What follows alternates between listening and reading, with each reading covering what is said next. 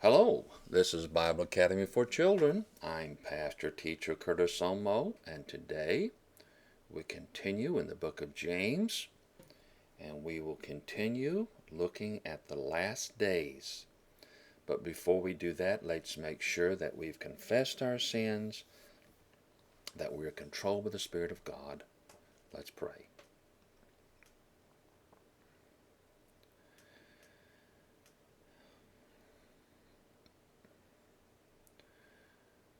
Heavenly Father, we thank you for this day. We thank you for your many blessings, one of those being to be able to study your word.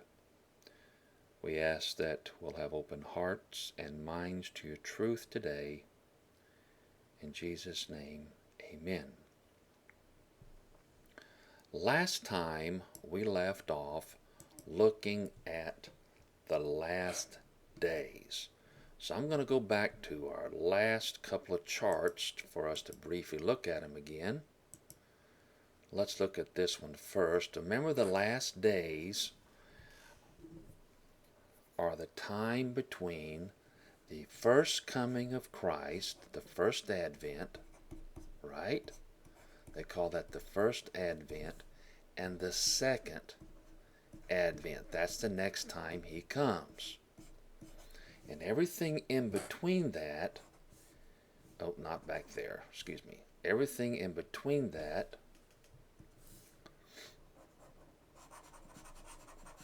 I'm going to do some erasing here. You can just look at the chart while we're doing this. Everything in between the coming of Christ to his second coming is called the last days. Now let me say this because I don't want to surprise you next time. But over here, once Christ comes back and set up his throne in Israel, sometimes that's called the last days. And that's the last days before the new heavens and the new earth at the end of that 1,000 years. Okay? But we're not talking about that last days. We're talking about these right here. So let's just stay with this. Now, we saw last time some of the characteristics of the last days. Demonic activity, the demonic thinking and doctrine. Sin is uncontrolled. People are brutal. You know what brutal means? They're just mean. They're mean the way they talk, the way they act. Basically, they're kind of people you don't want to be around. They don't mind hurting people. All right?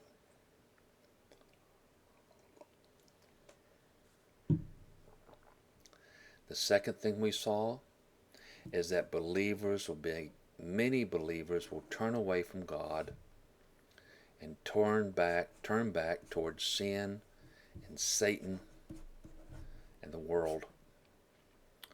They'll do what we call apostatize. They begin to deny the faith. They don't want to believe in Christ anymore. They want to go back to their old ways. That's really sad. The other thing we saw is that there'll be scoffers and mockers. Remember, these are people who like to make fun of Christians or God or Jesus or the Word or truth. You know, oh, you really believe that God created the stars and the moon and the sun and the earth? You say, well, of course. Say, how could that ever happen? Well, your answer, well, he's God. Say, well, how did God do it? Well, he tells us in his word. Maybe you can take them to the word at that point. And then they have to either believe it or reject it. But you know, sometimes people turn to Christ when they start hearing truth because they're really searching.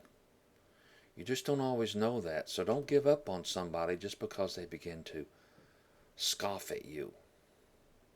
All right? Now, we got one more thing to look at. Now, this is a tough one. People in the last days, in fact, it's happened all throughout history since the time of Jesus. Remember, they hung Jesus on a cross to die. But they didn't really kill him. He gave up his life. Into your hands, into God's hands, he gave his spirit. And he sacrificed his own life for us. But also, when he took on the sins of the world, he took on our sins. He was punished for our sins. So in that sense, he died a spiritual death. But he also died physically. So those two go together. Well, Jesus was basically set up to die. They also killed many of the apostles. We see them trying to kill Paul throughout the book of Acts. Traditional history tells us that Peter was martyred, Paul was martyred. Most all the apostles were killed. And then as you study history, you find out there are times in history when Christians were targets of the government. In fact, if you know American history, you know that a lot of people came over here and set up the colonies to get away from persecution.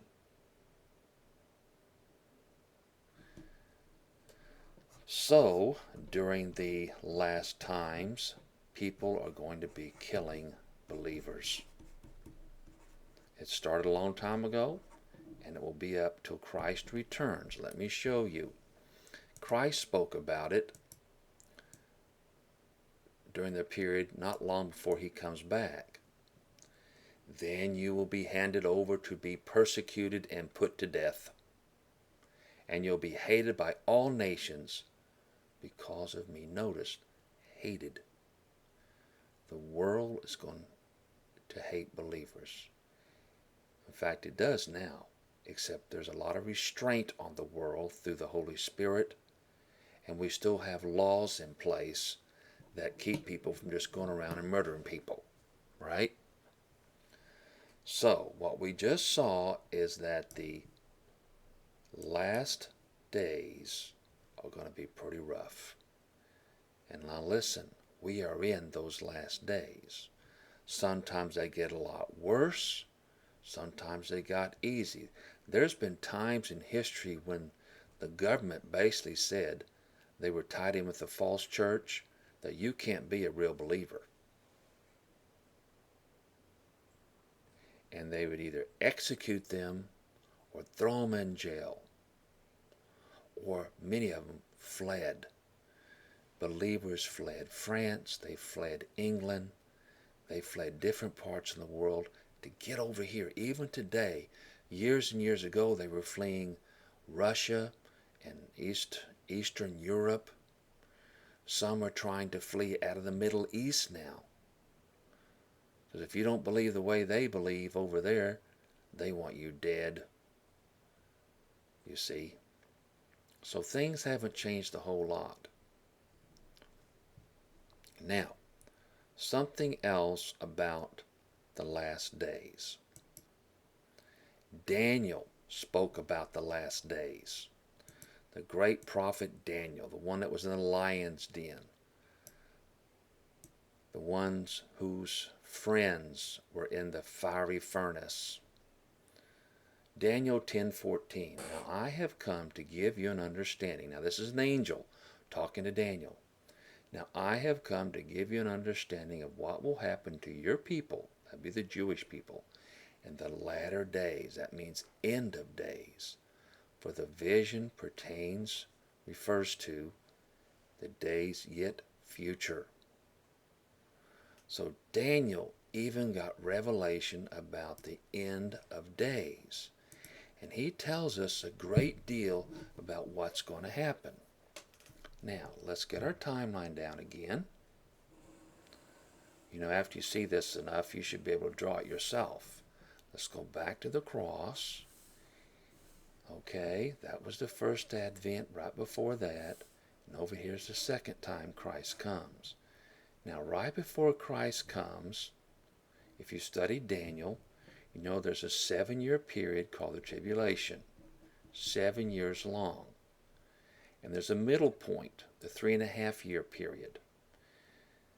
And that is when something big is going to happen. I'll show you in a minute. Actually, it'll be a few minutes, okay? But this is called the tribulation period. Tribulation. Can't get it all on there. All right? Daniel wrote about this period. Because, see, that's part of the last days, too. All right? Well, when Jesus was on the earth, he also talked about the last days.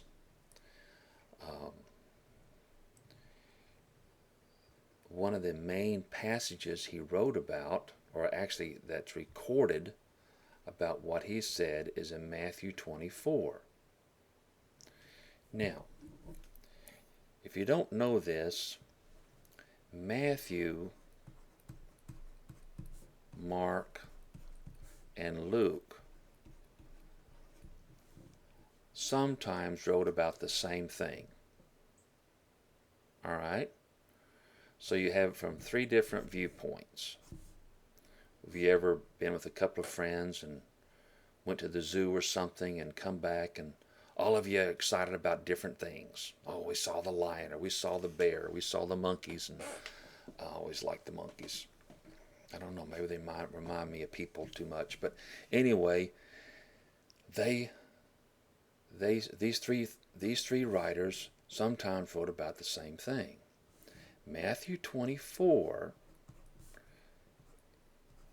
Mark 13, and Luke 18 all talk about what Jesus said when he was on the Mount of Olives. He went up to speak on a small mountain called the Mount of Olives. I believe that's because there's a lot of olive trees up there. Olive trees. And so they call it the Mount of Olives. Now, when they wrote about what Jesus said, Matthew wrote the most, Mark wrote the least, and Luke, he wrote, I would say, most of it that was supposed to be written down, but it's not in the best order, okay? He wrote for a different purpose.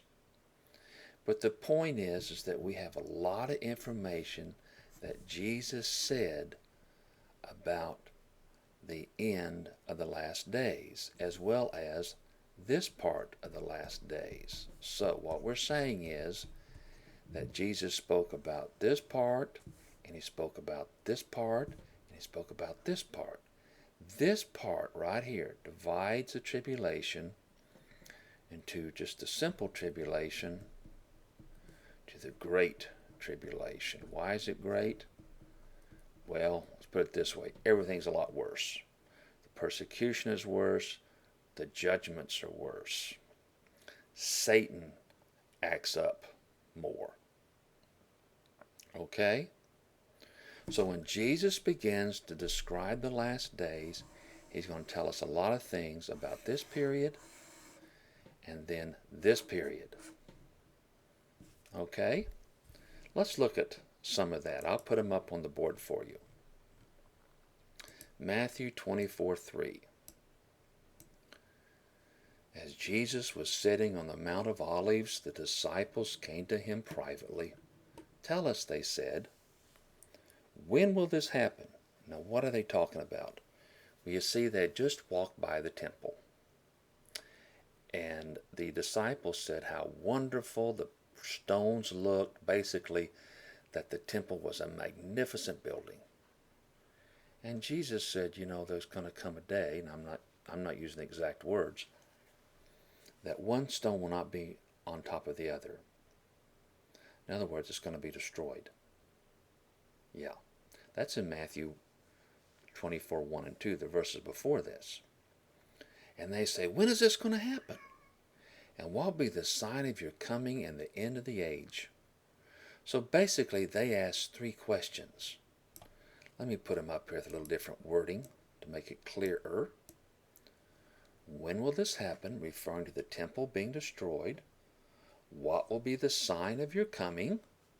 That's the second coming. And what will be the sign of the end of the age? These last two questions were combined when they asked the question, what will be the sign of your coming and the end of the age? So I try to make it a little simpler for us here. Jesus begins to describe what's going to happen. Now remember, this is during this period. It will include, let me get a different color in here. It'll include this period after Christ is gone. And these are the days we live in too, right? It'll include the tribulation period and the great tribulation period. These are all going to be the last days. Listen to what Jesus says in verse 4. One of the first things he says, it's a strong warning.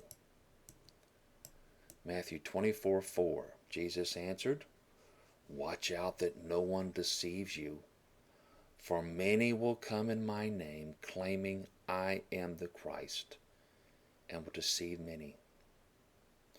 So one of the first things Jesus warns his disciples, and it's a warning to us, don't be deceived. Some people are going to claim to be Christ, and you could say that there's going to be a lot who are going to teach things about Christ that are going to, and they're trying to deceive you. Don't fall for it. All right? So there's great deception. That's the first thing. The second thing, you will hear of wars and rumors of wars, but see to it that you are not alarmed. Such things must happen, but the end is still to come. The end is when Christ comes back. Nation will rise against nation, and kingdom against kingdom. There will be famines and earthquakes in various places. All these are the beginning of birth pains. Well, let's look at this. You'll hear of wars and rumors of wars. You can't hardly turn on the TV at night without seeing something about a war. That is, during the news, right? Or some sort of revolution or some sort of battle. In fact, we don't hear about a lot of them on the news. But these things go on all the time. They've been going on since Jesus. And they will up to the time he comes. Nations will go against nations. Kingdom against kingdom. Not long ago we had Russia going against Ukraine. And they still have Russians there.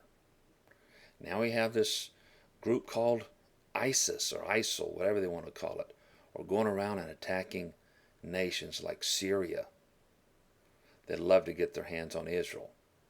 You see, Israel's pretty strong. And Iraq. So they begin to take over these different nations. Now this is ISIS isn't a nation itself. Iraq is, and Iran is. So these nations are always going against each other over there. But then Jesus says in verse 8, all these are the beginning of birth pains. Well, I don't know if you know what birth pains are, but before a woman has a child, she has what they call birth pains, and they can get very painful. And the closer she gets to having that child, the worse they get. But here it just says these are the beginning of birth pains. They're not the birth pains, the worst part of them, let's put it that way. They're not the worst part of them, but it's starting to happen, you see. And what we're seeing here is that during the last days, there's going to be wars and reports of wars, famines and earthquakes around the world. Some will be really bad, some won't be so bad. In fact, there's a lot of earthquakes we don't ever hear about because they're so small. But some of them are big enough to destroy buildings and homes and cities and kill thousands.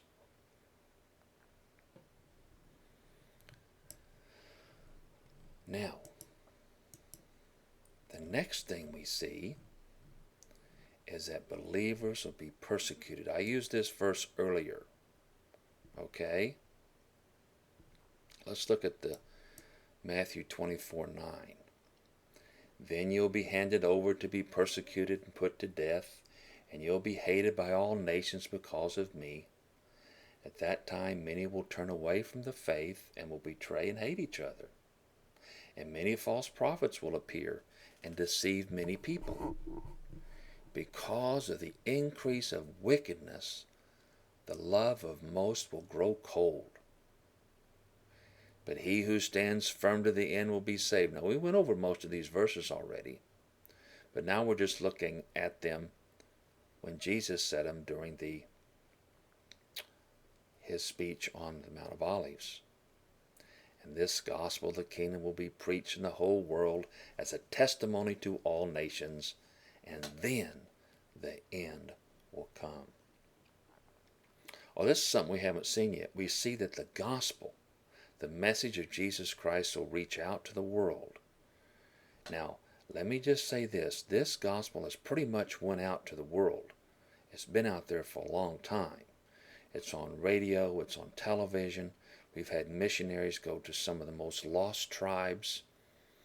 And if there's any place left they haven't heard the gospel or don't have it available, that might be hard to find today. But we do know before the end comes that everyone will have had an opportunity to believe in Jesus. Now, let me just say this. All these things we see here have been going on in the last days for a long time. Believers have been persecuted, as we saw, way back to the time of Christ, even back in the Old Testament. But in the last days, we saw it with Christ, we saw it with the apostles. It's been throughout history, if you studied much of church history, during the time of the Reformation, before the Reformation, when the early colonists of the United States fled Europe and came over here. Well, the point is that these things have happened for the last couple of thousand years and will up till Christ returns. Now, one other big event's going to happen during the last days. And you know when this event is? Let me show you. I'm going to put it in red. This event, or it's kind of a red, it's more like crimson, that's appropriate, is going to happen about right here. It's one of the last things that happens before Christ comes. And you know what they call that?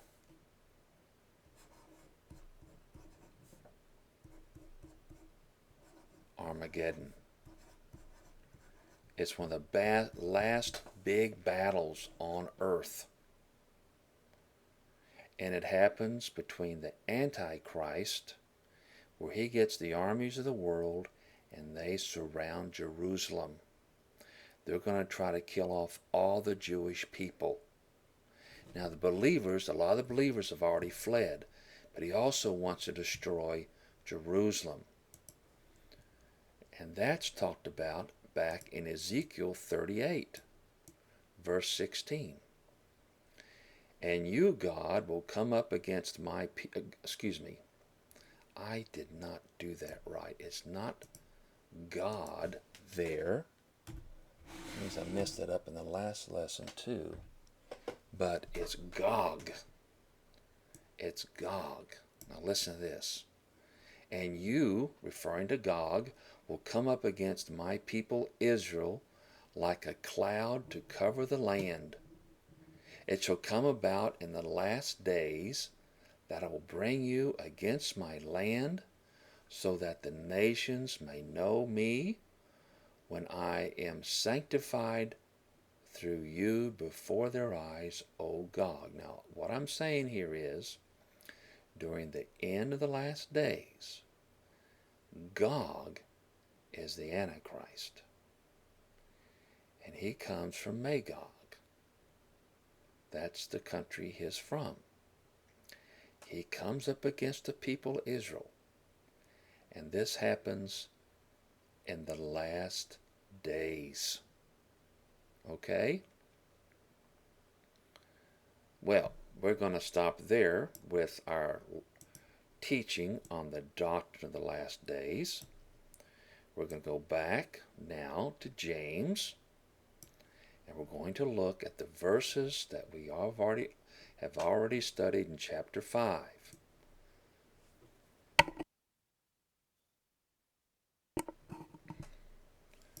Chapter 5, verse 1. Come now, you rich, weep and howl for your miseries which are coming upon you. Your riches have rotted, and your garments have become moth-eaten. Your gold and your silver have corroded, and the corrosion will be a witness against you, and will consume your flesh like fire. You've hoarded up your treasure in the last days. Now, we just learned what the last days were, didn't we? So here's what he's saying. You people, don't you know this is the last days? There is no good reason to be storing up treasure. Time is running out. You need to start paying people fair wages. And we know this because of verse 4. Look at verse 4. Behold, the pay of the laborers who mowed your fields, and which has been withheld by you, withheld, in other words, they didn't pay, cries out against you. And the cries of the harvesters have reached the ears of the Lord of Sabaoth. So, what's going on here? The pay of the laborers, in other words, the money that was owed these workers who mowed their fields. Now, the people who mowed their fields, let's talk about that for a moment.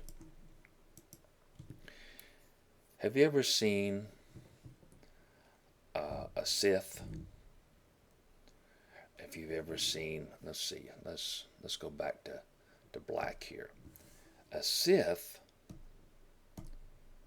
if you've ever seen, sometimes it's in the movies or in a cartoon, you'll see the person who represents death. They'll carry a scythe with them.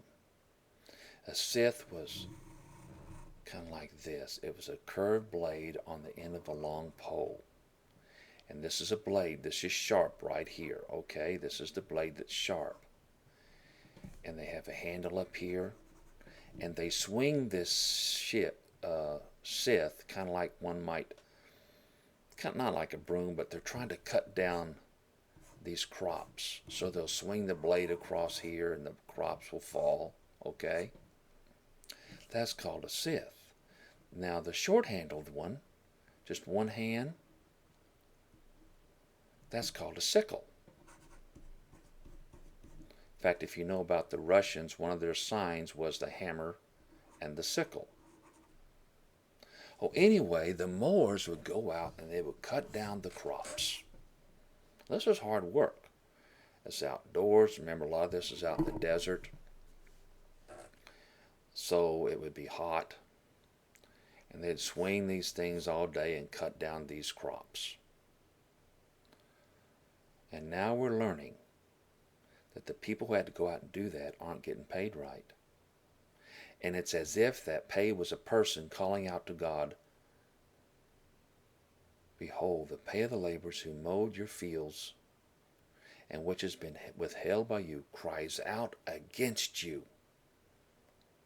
So it's like the pay is crying out against them. And it also says, the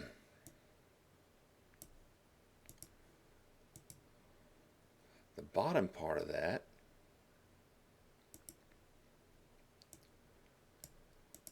and the cry of the harvesters have reached the ears of the Lord of Sabaoth. Who are the harvesters?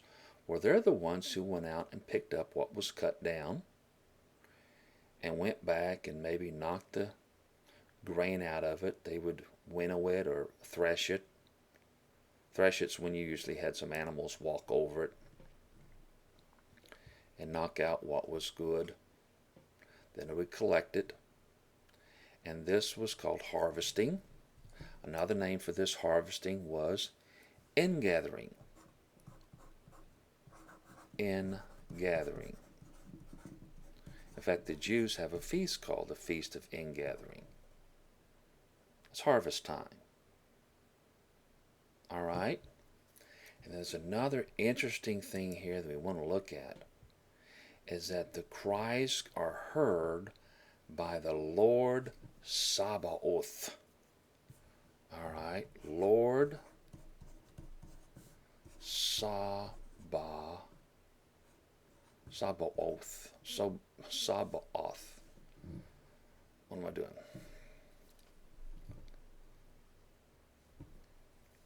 I spelled that wrong. I thought something was wrong here. Because when sometimes you say it and it don't sound right, I look back and sure enough, I misspelled it. So it's Lord Sabaoth. Okay? What does Sabaoth mean? That's the word for armies. Sometimes we see it in the English host. A host of angels is an army of angels. A host of troops is an army of troops. And the Lord is called the Lord of the armies, or the Lord of hosts. Let me show you a scripture and see if you can tell me when this happened. When did David say this? 1 Samuel 17:45.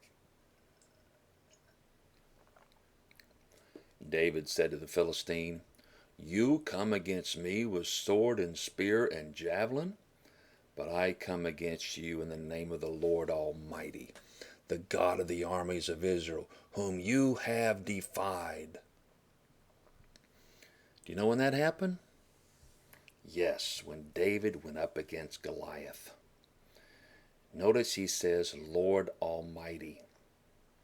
Well, in the Hebrew language, when this was originally written, that is Lord Sabaoth.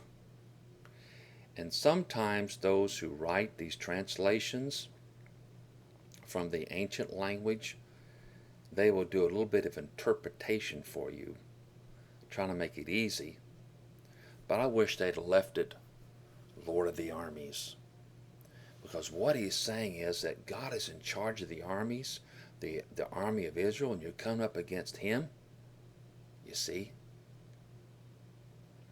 So we go back to one other verse. Let's look at another verse. You ever heard of this one? You probably have. We sing it in a song at times. It's close to, it's almost like the song, Holy, Holy, Holy.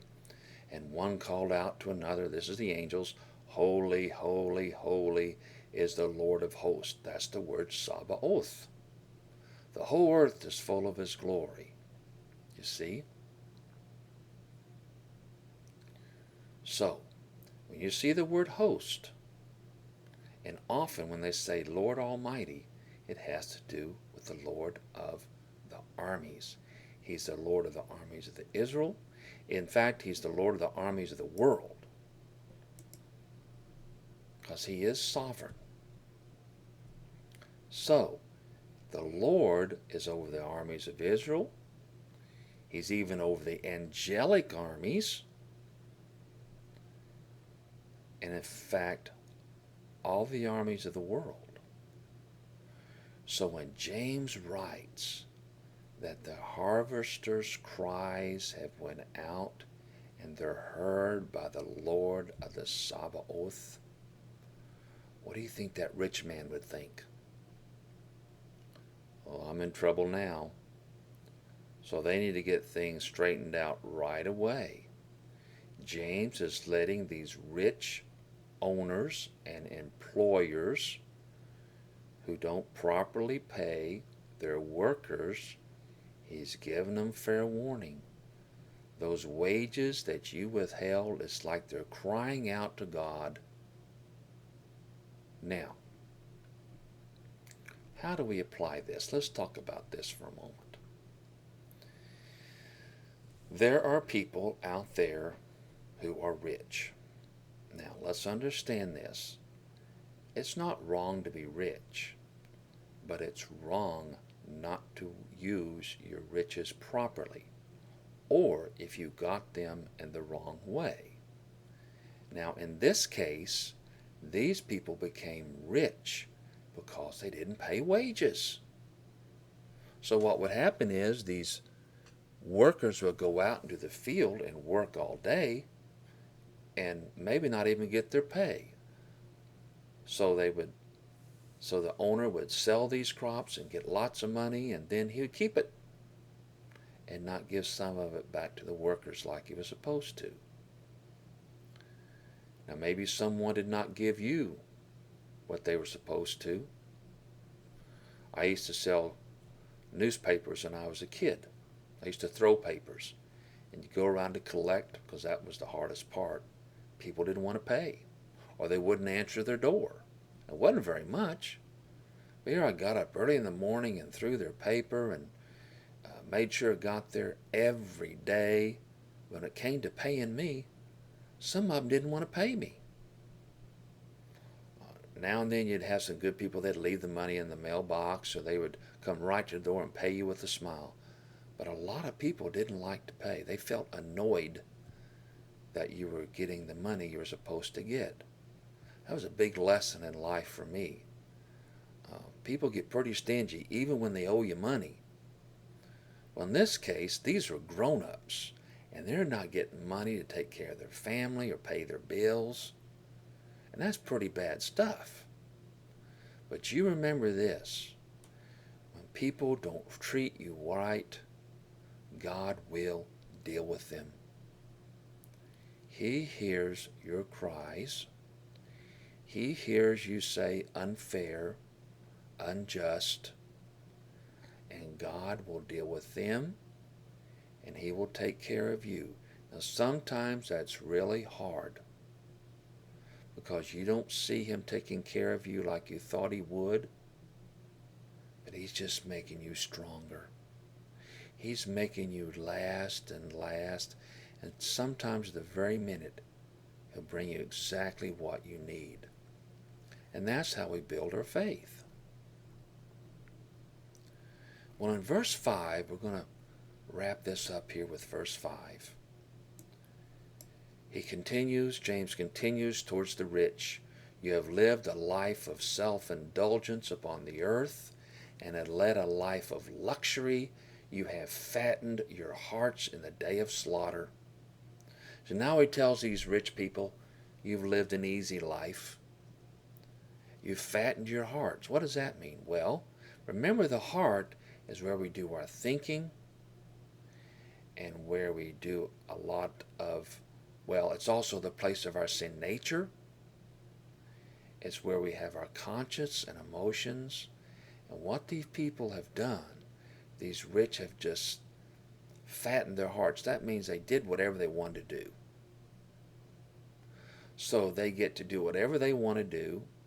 They get to live in the best houses, the best furniture, the best clothes, while all the time not paying their people.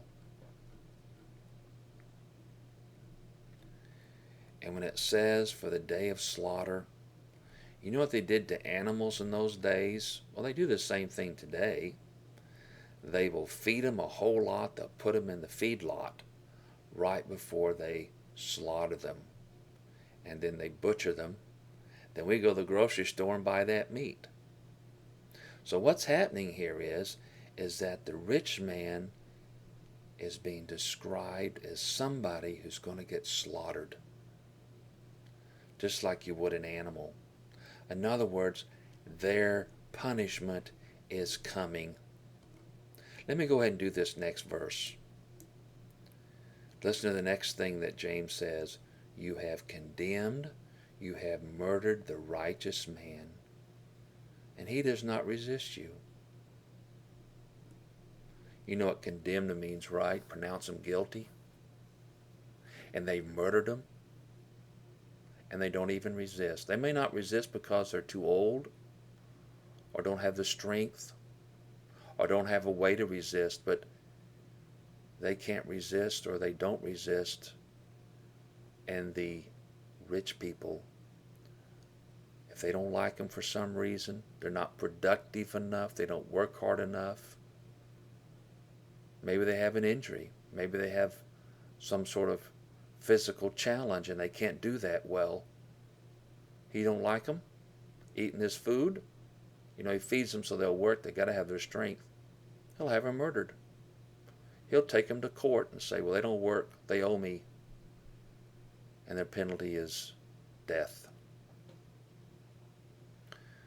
So, these rich people have treated these workers just horrible.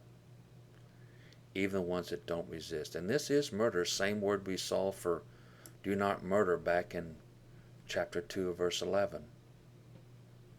In those days, believers were often among the poor, and the rich often took advantage of them, just like they do today, even taking them to court and having them thrown in jail or murdered. Well, this is a pretty hard lesson against rich people who don't use their riches correctly, paying their help or paying their employees or workers. And we'll continue next time in verse 7. Let's pray. Well, Heavenly Father, this has been a challenging lesson. Not only did we learn about the last days some more, but now we see how dangerous it is to be rich and not properly pay the people who work for you. But we also know, God, that you will provide for those who are treated unfairly. So help us learn to trust you. Trust you in even the small things. We ask this in Jesus' name. Amen.